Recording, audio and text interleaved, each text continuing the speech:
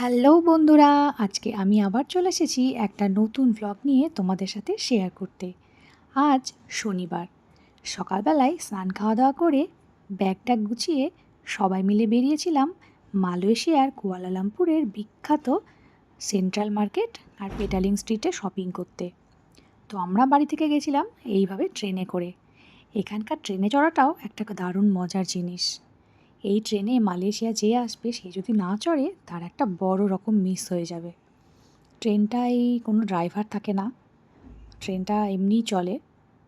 তো বেশ মজাদার, সামনে দাঁড়িয়ে পুরো সিটি ভিউ দেখতে দেখতে যেতে পাবে, দারুণই লাগবে দেখতে। তো আমি কিছুটা ভিডিও করেছি এই ট্রেনের সামনে একদম দাঁড়িয়ে। এত সুন্দর লাগছিল চারিদিকটা, তোমরা দেখতেই পাচ্ছ। পুরো কুয়ালালামপুর শহরটাকে এভাবে দেখা যাবে এই ট্রেনে উঠলে। তো আমরা যেখানটায় থাকি সেখান থেকে পেটালিং স্ট্রিট অনেকটাই দূরে, ট্রেনে করে প্রায় 15-20টা স্টপেজ। তো সবাই বলল ট্রেনে চাপবে, তাই ট্রেনে করেই গেছিলাম, নয়তো গ্র্যাবে করেও যাওয়া যেত গাড়ি ভাড়া করে। তো দিনের বেলা সবাই মিলেই আস্তে সুস্তে বেরিয়েছিলাম ট্রেনে করে। ট্রেনে যেতে যেতে এই মনোমুগ্ধকর পরিবেশ, সবার মন যেন প্রসিদ্ধ হয়ে যাচ্ছিল। আর সেই দিনকে ওয়েদারটাও খুব সুন্দর ছিল, না বেশি রোদ নাকি বৃষ্টি। সচরাচর এখন রেনি সিজনই চলছে, প্রত্যেক দিনই মোটামুটি বৃষ্টি হচ্ছে, কিন্তু এক একদিন বৃষ্টি যদি না হয় তো সেই দিনটা ওই দিনেই পড়েছিল। বৃষ্টি হলে তো সব কিছুই মাটি। তো ইতিমধ্যে তোমরা তো জানোই আমার বাড়িতে কত গেস্ট এসেছে।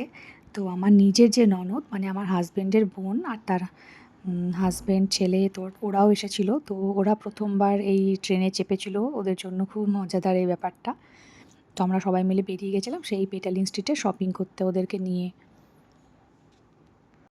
এখানে ট্রেনের সিটগুলো মোটামুটি ফাঁকাই থাকে এই চত্বরে। আস্তে আস্তে যত কেএল সেন্ট্রালের দিকে এগোবে তত একটু ভিড় বাড়তে থাকে, কারণ কুয়ালালামপুর শহরের কেএল সেন্ট্রাল ওই চত্বরটা হচ্ছে সবথেকে একদম সেন্টার, সিটির সেন্টার। তো ওখানটা একটু ভিড় হয়, তাই যত ওইদিকে এগোতে থাকে ট্রেনের মধ্যেও ভিড় হতে থাকে। তো যাই হোক, এই দেখো আমরা পৌঁছে গেছি সেই সেন্ট্রাল মার্কেট এরিয়াটায়। তো আমরা যখন পৌঁছোই তখন হালকা বৃষ্টি চালু হয়েছিল, তবে খুব একটা জোরে হচ্ছিল না বলে ভাবলাম যে দাঁড়িয়ে লাভ নেই, চলো যাওয়া যাক। এরপরে জোরে চলে এলে সবই বাদ চলে যাবে।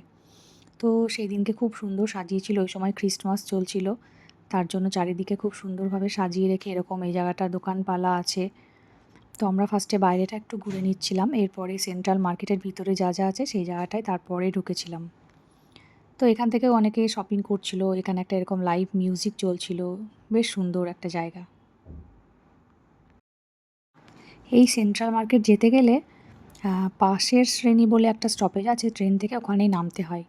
তারপর এই সেন্ট্রাল মার্কেটের পাশেই রাস্তা দিয়ে গেলেই হচ্ছে পেটালিং স্ট্রিট, যেখানে সবাই শপিং করে। প্রচুর রকমারি ব্যাগ, জুতো, চশমা, ঘড়ি, ব্র্যান্ডেড আর কি সব কিছু পাওয়া যায়।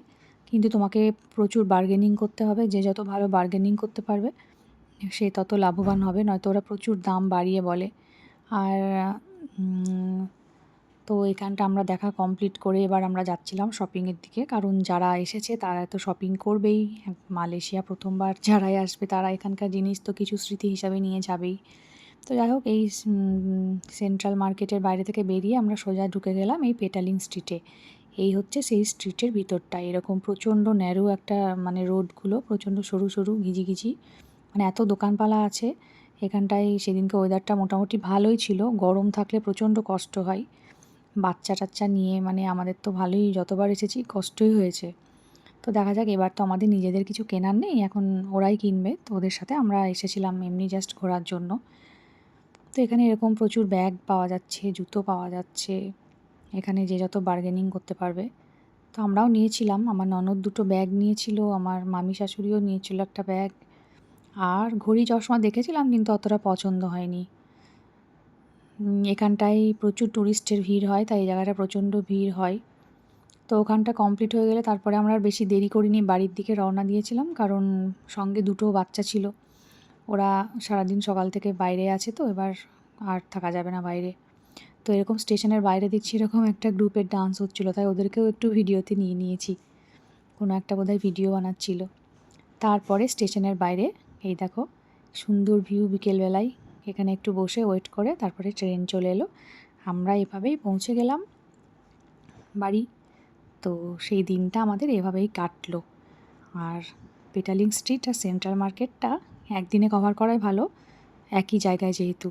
তো টাটা, দেখা হচ্ছে নতুন কোনো ভিডিও নিয়ে। সকলে ভালো থেকো।